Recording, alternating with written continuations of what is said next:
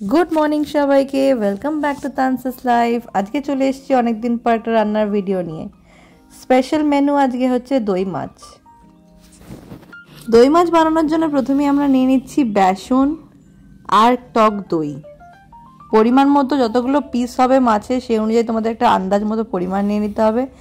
ভালো করে এটা মিক্স করতে হবে যাতে কোনো লাম্পস না থাকে, কারণ লাম্পসগুলো পরে গ্রেভি বানাতে অসুবিধা হয়ে যায়। তো লাম্পস যাতে না থাকে সেজন্য এমনি মিক্স করার পর একটু জল দিয়ে ভালো করে পেস্টটা বানিয়ে নিলাম। এবার এটা মিক্সচার তৈরি হবে গ্রিন চিলি, আদা, রসুন, পেঁয়াজের। মাছগুলোকে হলদি দিয়ে মাখিয়ে ভেজে সাইড করে তুলে রেখে দিয়েছি। যেই কড়ায় মাছ ভেজেছিলাম সেই কড়াতে ওই তেলেই একটু কালো জিরে দিয়ে দিয়েছি। এই দেখো কালো জিরে, একদম অল্প পরিমাণ কালো জিরেটা দিয়ে একটু নাড়িয়ে নেবো। তারপর যে পেস্টটা বানিয়েছিলাম সেই পেস্টটা ফার্স্টে দিয়ে দেবো। পেস্টটা ভালো করে কালো জিরের সাথে মিক্স করা হবে যতক্ষণ না তেল বেরিয়ে আসে। তেলটা বেরোনো অবধি ভালো করে মিক্স করতে থাকো, একটু শুকিয়ে যাবে। তারপর তার মধ্যে মশলা দিয়ে দিলাম, গুঁড়ো হলুদ, গরম মশলা, জিরে গুঁড়ো, ধনে গুঁড়ো, কাশ্মীরি লাল মির্চ একটু কালারের জন্য। সব রকম মশলা তোমরা পরিমাণ মতো দেবে, আন্দাজ মতো।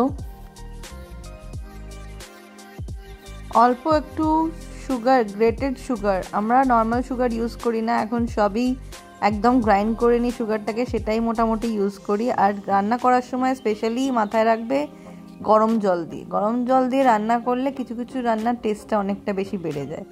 তো ভালো করে গ্রেভির মিক্সচারটা তৈরি করতে হবে যাতে কাঁচা পেঁয়াজ রসুনের গন্ধটা না আসে। তাই ভালো করে গ্রেভিটাতে একটু একটু করে জল দিয়ে মিডিয়াম আঁচে রান্নাটা হবে। তারপর স্বাদ মতো নুন দিয়ে দেবে ওই গ্রেভির মধ্যেই। মোটামুটি রান্নাটা অনেকটাই হয়ে গেল। এবার শুধু গন্ধটা ভালো করে নেবে। কোনো কিছু তোমাদের মতো কিছু অ্যাড করতে হলে তোমাদের মতো অ্যাড করতে পারো, বাকিটা অপশনাল। আমার তো গন্ধটা শুকেই মনে হচ্ছে, আমি নর্মালি মাছ খাই না, কিন্তু কিছু কিছু রেসিপি এরকম স্পেশালভাবে বানানো হলে জিভ দিয়ে জল আসাটা স্বাভাবিক।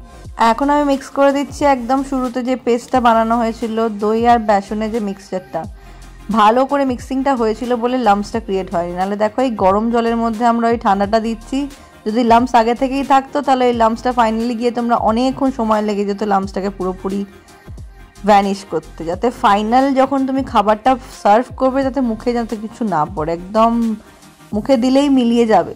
তো এর মধ্যে আবার একটু জল দিয়ে দিলাম, ভালো করে গ্রেভিটা তৈরি হবে। মোটামুটি রান্না হয়ে গেছে। ভেজে রাখা মাছগুলো একটা একটা করে দিয়ে দেবো। তারপরে সেই গ্রেভির সাথে মাছগুলো ভালো করে, গ্রেভিটা মাছের মধ্যে ঢুকে গেলে মাছের টেস্টটা নিজে থেকেই বেড়ে যাবে। তো সেগুলো একটা একটা করে দিয়ে দিচ্ছি।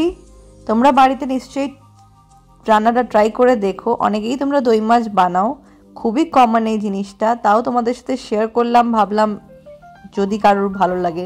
আমি যেমন এখন নতুন নতুন রান্না করতে শিখছি, তাই এগুলো ওর কাছ থেকে দেখেই শিখি। সার্ভ হয়ে গেল একদম সুন্দরভাবে, শেফ বলে কথা। ভিডিওটা ভালো লাগলে অবশ্যই লাইক, কমেন্ট, শেয়ার, সাবস্ক্রাইব করতে ভুলো না। টাটা।